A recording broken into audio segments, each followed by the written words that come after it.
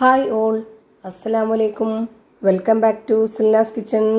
ഇന്നത്തെ റെസിപ്പി നേന്ത്രപ്പഴവും മുട്ടയും വെച്ചിട്ട് നല്ലൊരു വെറൈറ്റി ടേസ്റ്റി ആയിട്ടുള്ള അടിപൊളി ഈവനിങ് സ്നാക്സിന്റെ റെസിപ്പിയാണ്. ഭയങ്കര സിമ്പിൾ ആണ് ഇത് തയ്യാറാക്കാനായിട്ട്. കുട്ടികൾക്കും വലിയവർക്കൊക്കെ ഒരുപോലെ ഇഷ്ടാവും.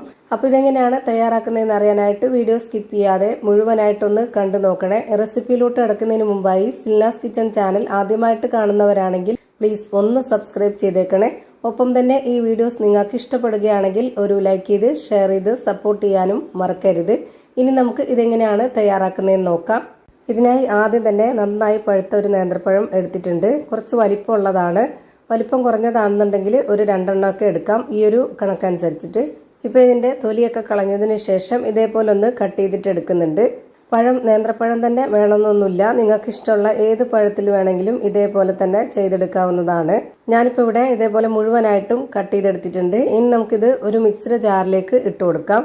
കട്ട് ചെയ്തെടുത്തിട്ടുള്ള മുഴുവൻ പഴവും ഇതുപോലെ മിക്സിയുടെ ജാറിലേക്ക് ഇട്ട് കൊടുത്തു. ഇനി ഇതിലേക്ക് 2 കോഴിമുട്ട പൊട്ടിച്ചൊഴിച്ചു കൊടുക്കുന്നുണ്ട്. ഇനി നമ്മുടെ ഈ ഒരു പലഹാരത്തിന് നല്ലൊരു മണത്തിന് വേണ്ടി ഒരു 3 ഏലക്ക ഇട്ട് കൊടുക്കുന്നുണ്ട്. ചെറിയ ജീരകത്തിന്റെ മണം ഇഷ്ടമുള്ളവർക്ക് അതുകൂടി ഇതിന്റെ കൂടെ ഇട്ട് കൊടുക്കാവുന്നതാണ്, അല്ലാത്തവർക്ക് സ്കിപ്പ് ചെയ്യാം.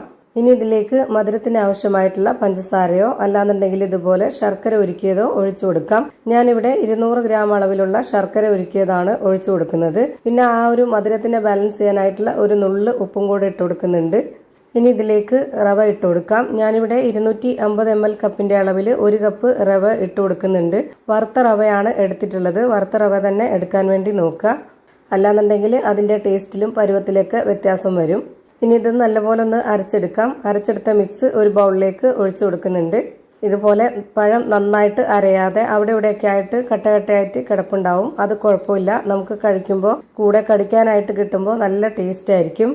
ഞാനിപ്പോൾ ഈ ഒരു ജാറിൽ പറ്റിപ്പിടിച്ചിരിക്കുന്ന മാവും കൂടെ എടുക്കാനായിട്ട് അതിലേക്ക് ഒരു 1/4 കപ്പ് വെള്ളം ഒഴിച്ചു കൊടുത്തിട്ട് ഒന്ന് ഇളക്കിയതിന് ശേഷം അതുകൂടെ ഇതിലേക്ക് ഒഴിച്ചു കൊടുത്തു.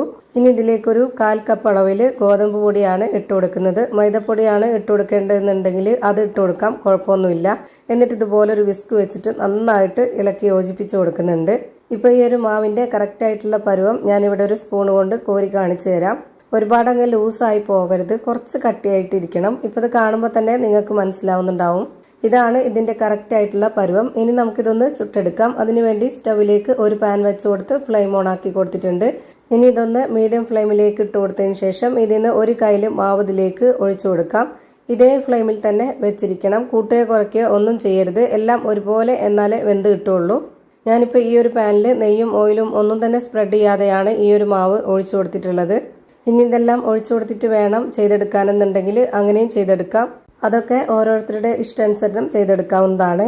ഇപ്പൊ ഞാനിവിടെ തിരിച്ചും മറിച്ചൊക്കെ ഇട്ട് കൊടുത്തിട്ട് നന്നായിട്ട് ചുട്ടെടുത്തിട്ടുണ്ട്. ഇനി നമുക്ക് അടുത്തതായിട്ട് ഒരു കയ്യിൽ മാവും കൂടെ ഒഴിച്ചു കൊടുക്കാം. അപ്പൊ ഞാനിതാ അതേ ഫ്ലെയിമിൽ തന്നെ വെച്ച് കൊടുത്തിട്ട് ഒരു കയ്യിൽ മാവും കൂടെ ഒഴിച്ചു കൊടുത്തിട്ടുണ്ട്.